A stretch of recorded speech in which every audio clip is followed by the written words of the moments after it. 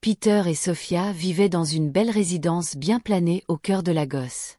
Leur maison était magnifique, murs blancs, balcons en verre, carrelage brillant.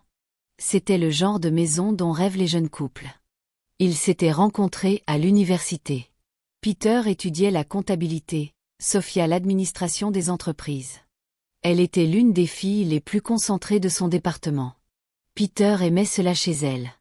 Ils se marièrent peu après leur diplôme, et peu de temps après, Sophia tomba enceinte. Ils étaient fous de joie. Cette nuit-là, alors que Peter et Sophia dormaient profondément, une épaisse obscurité tomba sur la ville. Quelque part, loin, dans une forêt sèche cachée aux yeux des hommes, un cercle de sorcières se tenait autour d'une pierre noire. Leurs visages étaient froids, leurs yeux brûlaient comme des braises rouges. Elles n'étaient venues que pour une seule raison. La chef, une grande femme aux lèvres fendues et aux longs ongles noirs, éleva la voix. Non, non, non, non, non. Elle est enceinte. Celle qu'on appelle Sophia. Elle porte un enfant qui n'est pas ordinaire. C'est un enfant de lumière. Un messager, un perturbateur.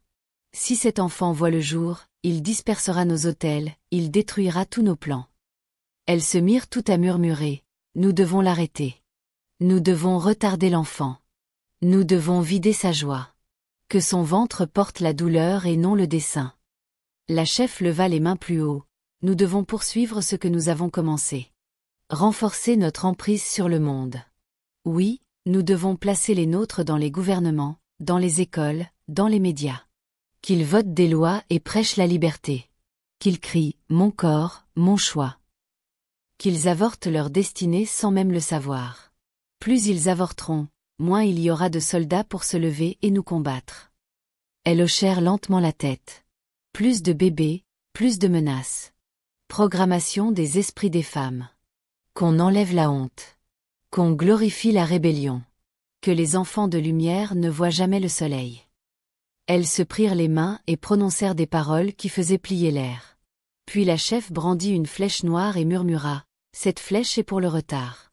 Va maintenant chez Sophia. » Elle la lança dans le vent.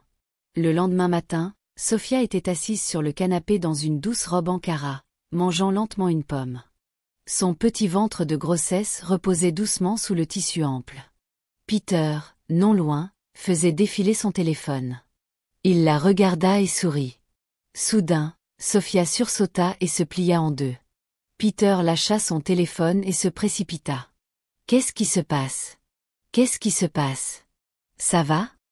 Elle se tenait le ventre, les yeux écarquillés. Je ne sais pas. J'ai senti quelque chose de tranchant, comme un couteau à l'intérieur. » Peter s'agenouilla près d'elle. « Ok, respire, respire. Je dois appeler l'hôpital ?» Elle secoua la tête. « Non, non, non, je crois que c'est passé maintenant. » Mais c'était bizarre, j'ai senti une sensation étrange. Peter se releva, alla au meuble et revint avec un petit sachet. « Tiens, bébé, prends ça, du paracétamol. Ça va t'aider. C'est un antidouleur que le médecin a recommandé. » Elle le prit et but lentement. « Tu te souviens de ce que le docteur a dit. Dès que tu as mal, tu peux en prendre. C'est pour ça que je t'en donne. » « Oh oui, oui, merci beaucoup. » Peter s'assit près d'elle et posa la main sur son ventre. « Tu sais, c'est juste le bébé qui grandit. Certaines femmes ressentent ce genre de choses. N'aie pas peur. » Sophia sourit faiblement. Peter se pencha et murmura « On va avoir un magnifique enfant, en bonne santé, fort, exactement comme toi. » Mais pendant qu'il caressait son ventre, quelque chose bougea profondément dans le corps de Sophia, quelque chose d'invisible, quelque chose de spirituel. Et loin, dans cette forêt sombre, les sorcières se mirent à rire. 9 mois passèrent, aucun travail. Sophia était assise dans le salon, les jambes allongées, le dos calé contre un coussin. Elle fixait le calendrier. La date prévue de l'accouchement était largement dépassée. 10 mois arrivèrent, toujours rien. Elle et Peter allèrent à l'hôpital. Dans le cabinet du médecin, elle était assise, les mains sur le ventre. Peter à côté d'elle. « Docteur, s'il vous plaît, je pense que vous devriez me déclencher. Laissez-moi accoucher, je vous en prie. » Le médecin leva les yeux de son dossier. « Ah non, non, non, Madame Sophia, je ne ferai pas ça. Pourquoi? Demanda-t-elle, la voix qui montait. Parce que, d'après ce que je vois ici, il montra l'échographie, ce bébé n'est pas prêt. Si j'essaie de forcer le travail maintenant, je risque de blesser l'enfant ou vous-même. Peter, inquiet. Alors docteur, qu'est-ce qu'on fait? Rentrez chez vous. Attendez encore un peu. Parfois, la nature a juste besoin de temps. Ils repartirent en silence. Au 11e mois, Sophia avait perdu son sourire. Ses vêtements ne lui allaient plus. Elle dormait à peine la nuit. Au 12e mois, elle revint à l'hôpital. Cette fois, le médecin semblait perdu. Il regarda les résultats, se frotta le front. Madame Sophia, peut-être une pathologie rare dont je n'ai jamais entendu parler, je ne peux pas vraiment dire. Il faut juste patienter. Sophia le fixa. Donc monsieur, vous ne savez même pas ce qui ne va pas chez moi? Madame, parfois ces choses arrivent. Soyez patiente. La même semaine, son patron, monsieur Chimu, la convoqua. Elle s'assit bien droite, les mains sur les genoux. Sophia, est-ce que vous allez bien? Oui monsieur. Sophia, je vous le demande encore, êtes-vous vraiment bien? Oui monsieur. Enfin, si vous parlez de la grossesse, le médecin dit que c'est une pathologie, mais je vais bientôt accoucher. Monsieur Chimu croisa les bras. Écoutez, je sais depuis quand vous êtes enceinte. Tout le monde dans la société le sait. Ça fait 1 an et les gens parlent. Certains clients posent des questions. Ce n'est pas bon pour l'image de l'entreprise. Je suis désolée, je dois vous licencier. Sophia cligna des yeux. Monsieur, s'il vous plaît. Je ne comprends pas. J'ai travaillé ici pendant des années.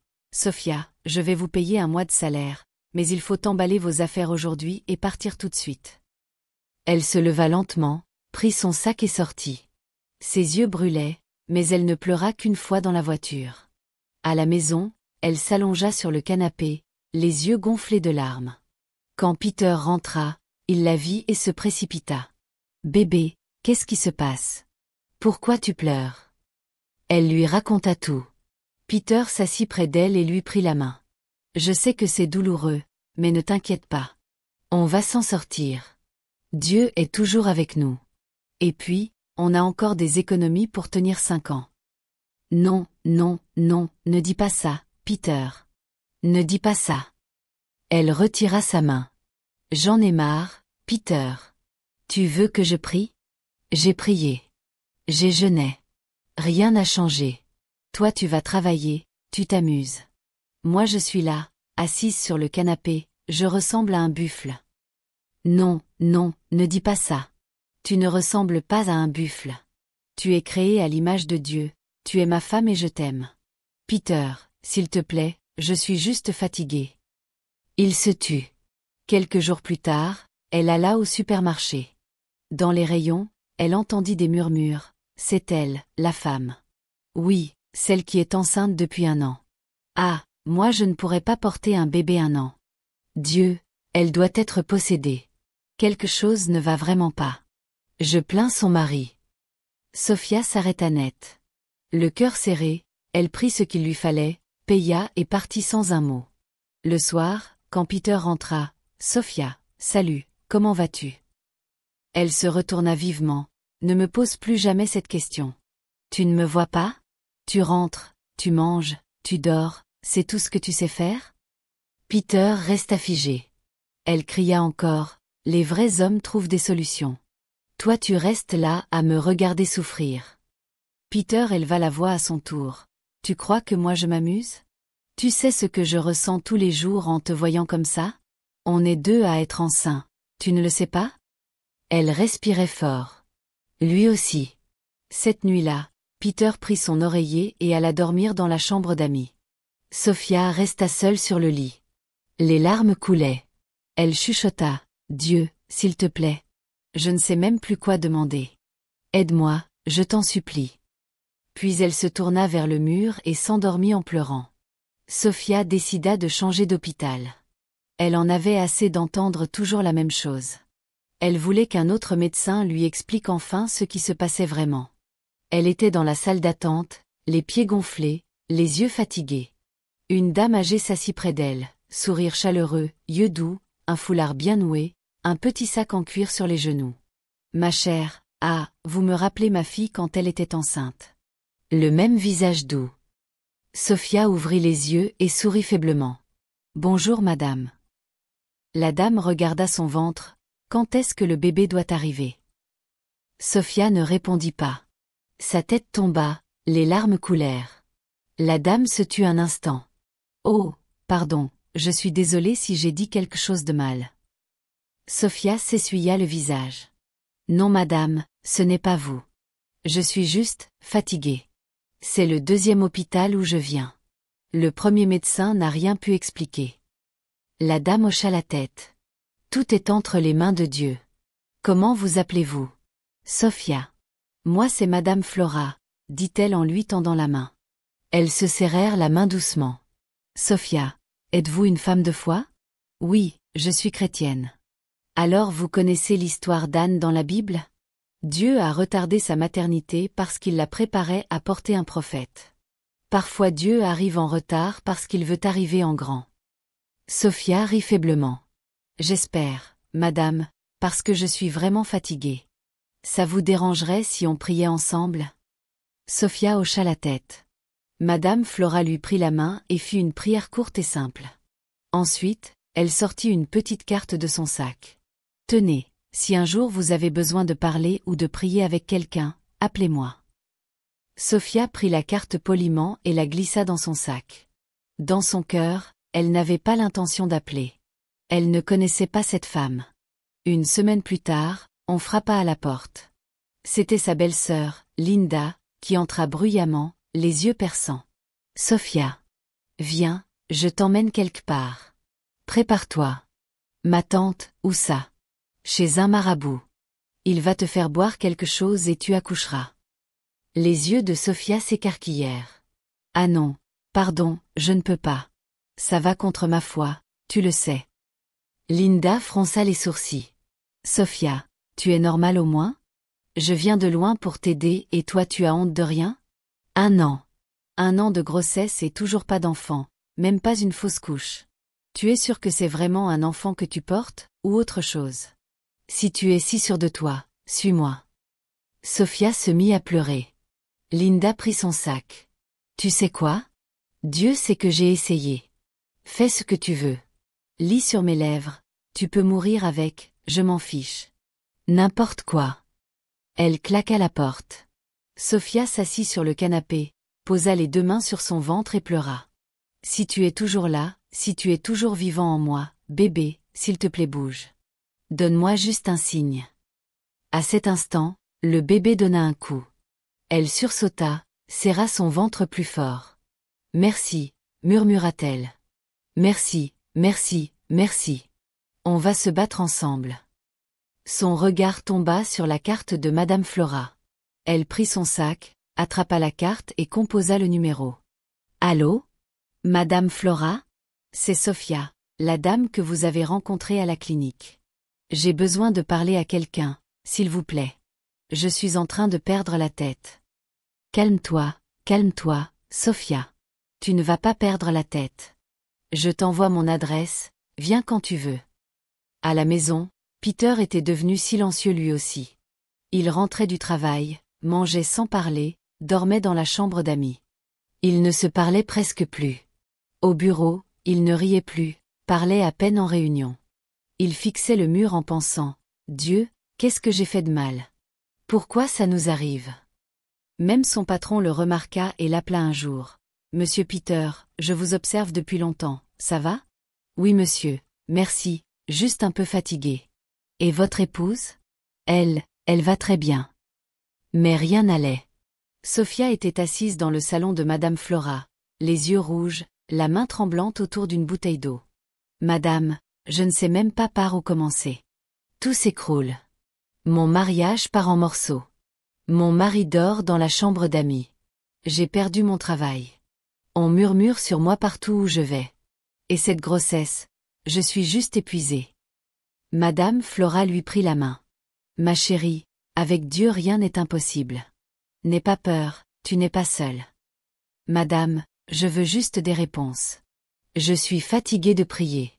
Si vous connaissez un bon médecin, même à l'étranger, je suis prête à partir maintenant, je paierai n'importe quoi. Madame Flora la regarda calmement.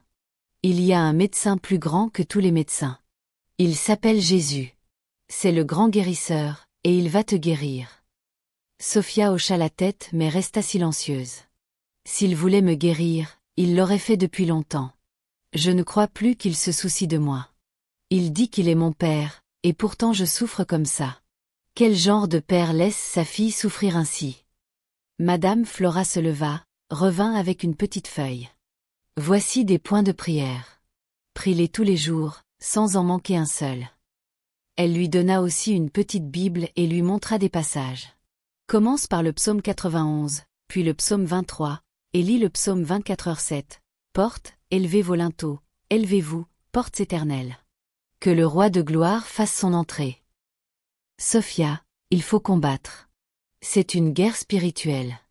Tu dois prier avec le feu au cœur. Tu dois proclamer la vie sur toi et sur ton bébé. Sophia hocha la tête, cette fois avec un peu plus de force. Laisse-moi te dire quelque chose que tu ignores. Le monde spirituel contrôle le monde physique. Tout ce que tu dis de négatif, ton bébé le ressent comme un esprit de rejet. Le diable est un lion rugissant qui cherche qui dévorer. Il guette la moindre fissure. Ne laisse jamais ton bébé penser qu'il est rejeté. Sophia hocha la tête. Madame Flora sourit. Tu sais, ma propre fille a eu une grossesse sans liquide amniotique. Les médecins disaient que le bébé ne survivrait pas. Mais j'ai prié, j'ai tenu la parole de Dieu dans ma bouche, j'ai refusé la peur. Et devine quoi? Elle a accouché d'un bébé en parfaite santé. Sophia la regardait, ébahie. Oui, avec Dieu rien n'est trop difficile. Sophia se leva pour partir. Merci madame. Je vous promets, je vais prier. Cette nuit-là, Sophia s'assit par terre dans sa chambre. Elle ouvrit la Bible, lut le psaume 91, puis pria pour elle-même et pour Peter. Dieu, pardonne-moi. Toutes les paroles négatives que j'ai prononcées pendant cette période, je m'en repens et je les annule au nom de Jésus. Tout ce que j'ai dit qui a donné une forteresse à l'ennemi dans ma vie, je brise cette forteresse au nom de Jésus. Père, toutes les paroles négatives que j'ai dites sur Peter qui le font se sentir déprimé ou qui lui font croire que je ne l'aime plus, enlève ce fardeau de sa vie. Touche le cœur de Peter. Aide-nous. Ne laisse pas cela nous briser. Elle pria encore la nuit suivante.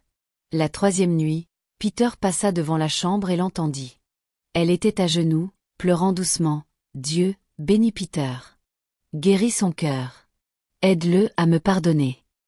Peter resta figé sur le seuil, la poitrine serrée. Lentement, il entra et s'agenouilla près d'elle. Sophia se tourna, surprise. Je suis désolée. Moi aussi je suis désolée, Sophia. J'aurais dû rester près de toi. J'étais perdue, je ne savais pas quoi faire. Pardon. Ils pleurèrent tous les deux, puis prièrent ensemble. Ensuite, Sophia lui raconta tout sur Madame Flora. Peter écouta en silence, puis hocha la tête. Désormais, chaque fois que tu iras la voir, je t'accompagnerai. Tu n'iras plus jamais seul. Le week-end suivant, ils y allèrent ensemble. Madame Flora les accueillit avec joie. Elle leur enseigna les histoires d'Anne, de Sarah, d'Élisabeth. Ils prièrent, adorèrent, et quelque chose changea. L'espérance revint dans leur maison. Ce même week-end, Peter et Sophia suivirent Madame Flora à une veillée de prière toute la nuit. 2 autres femmes, ses partenaires de prière, les rejoignirent. Ils étaient 5 en tout dans la petite salle de prière derrière la maison de Flora. L'éclairage était doux, le sol propre, une petite Bible posée sur un tabouret. Ils commencèrent à prier, d'abord doucement, puis de plus en plus fort. Père, nous te rendons grâce. Seigneur, fais-nous miséricorde. Seigneur, que cet enfant vienne. Peter priait de tout son cœur. Sophia aussi. Mais au bout d'un moment, Sophia fut épuisée. Son dos lui faisait mal, ses yeux étaient lourds. Elle s'allongea doucement sur un petit coussin et s'endormit. Et là, elle eut une vision. Dans la vision, elle se tenait dans une pièce sombre. Un bébé était enfermé dans une cage et pleurait. Sophia se tourna et vit un ange à côté d'elle. « S'il vous plaît, pourquoi vous restez là sans rien faire? Allez aider mon bébé. L'ange la regarda calmement. Sophia, je ne peux rien faire tant que tu ne m'en donnes pas le pouvoir. Comment ça? Tu ne pries pas, tu dors. Ce sont tes prières qui me donnent la force de combattre. Sophia regarda encore la cage. Vous êtes un ange? Oui. Souviens-toi de ce qui est arrivé à Daniel quand il priait pendant 21 jours. Gabriel était retenu par le prince de Perse, mais l'archange Michel est venu le délivrer. Tant que tu ne t'arrêtes pas de prier, tu me donnes la force de combattre pour toi. Le cœur de Sophia battait la chamade. Qu'est-ce que je dois faire? Prier. Le pouvoir est dans ta bouche. Prie avec foi. C'est comme ça qu'on gagne. Là, dans la vision, Sophia tomba à genoux et se mit à prier. Seigneur, aujourd'hui je reprends mon autorité. Ta parole dit que tu m'as donné le pouvoir de marcher sur les serpents et les scorpions et sur toute la puissance de l'ennemi. Aujourd'hui, au nom de Jésus, je reprends mon autorité. Tout ce que l'ennemi m'a volé, je le reprends au nom de Jésus. Seigneur, je brise chaque chaîne. Seigneur, je fais sortir mon bébé. Pendant qu'elle priait, l'ange se mit à briller. L'épée dans sa main s'enflamma. Il déploya ses ailes et avança. Sophia priait plus fort. L'ange devint plus fort. Il frappa la cage d'un coup puissant, la brisa, prit le bébé dans ses bras et le ramena à Sophia. Puis elle se réveilla en sursaut, les larmes aux yeux. Il était 5 heures du matin. Soudain, elle sentit quelque chose de mouillé. Sa poche des os venait de se rompre. Et arrêtez de prier. Je suis en travail. L'eau vient de couler. Tout le monde sauta de joie. Madame Flora rassembla vite ses affaires. Peter soutint Sophia et ils coururent à l'hôpital. À l'hôpital, on fit sortir Peter et Madame Flora. Sophia fut emmenée en salle d'accouchement. Elle poussait, mais le bébé ne venait pas. Puis elle entendit des voix sombres. Non, tu n'accoucheras pas, Sophia. Cet enfant ne doit pas sortir. Elle porte le feu. Il faut l'arrêter. Sophia ne les voyait pas, mais elle savait que c'étaient les sorcières. Elle cria, « S'il vous plaît, infirmière, allez chercher Madame Flora tout de suite. » L'infirmière courut dehors. Dans le royaume des ténèbres, les démons paniquèrent. Elle a dit Madame Flora? Oui. Vite, il faut partir. Si Flora entre ici, on est fini. La dernière fois qu'on s'est battu contre elle, la moitié d'entre nous est morte. On ne reste pas. Avant même que Madame Flora n'entre, les sorcières avaient disparu. Madame Flora entra, leva la main et cria, « Au nom de Jésus !» L'atmosphère changea immédiatement. Sophia poussa une dernière fois de toutes ses forces, et le bébé sortit. Un cri puissant remplit la salle. Une magnifique petite fille en parfaite santé. Tout le monde exulta. Peter entra, prit la main de Sophia, pleurant de joie, « Merci Jésus, merci Jésus, merci Jésus !» Madame Flora sourit, « Cet enfant-là va secouer des nations. » 3 mois plus tard, Peter et Sophia se tenaient à l'église, leur fille dans les bras. Le pasteur leva le bébé et pria sur elle. Sophia prit le micro, et la voix calme, dit à l'assemblée, « Mes frères et sœurs, je suis venue rendre grâce à Dieu. Comme vous le savez tous, j'ai été enceinte pendant 2 ans. Oui, 2 années entières. Mais Dieu ne m'a pas oubliée. Si vous attendez un miracle, ne cessez jamais de prier. Ne cessez jamais de croire. Dieu vous entend. Dieu vous voit. Peu importe où vous êtes, il répondra sûrement. Ne cessez jamais de croire en lui. Il n'est pas un homme pour mentir, ni le fils d'un homme pour se repentir. Ce qu'il a dit, ne le fera-t-il pas? S'il vous plaît, n'abandonnez jamais Dieu, car Dieu n'abandonnera jamais vous. » Les larmes emplirent l'église. Le chœur chantait doucement en arrière-plan. La petite fille dormait paisiblement dans les bras de Sophia, pleine de promesses. Elle était enfin là.